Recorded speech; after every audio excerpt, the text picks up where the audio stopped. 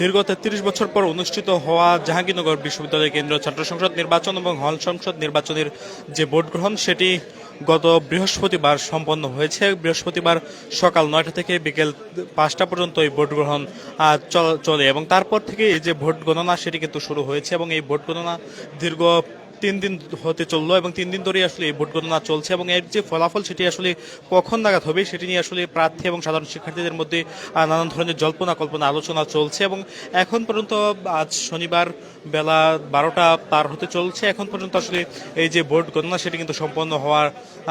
সম্পন্ন হয়নি, অর্থাৎ এখন যে ভোট গণনা সেটি আসলে ম্যানুয়াল পদ্ধতি চলছে, কোনো প্রকার অটোমেশন পদ্ধতি বা ওএমআর মেশিনের মাধ্যমে আসলে চলছে না, যার ফলে এই যে দীর্ঘসূত্রিতা সেটি আসলে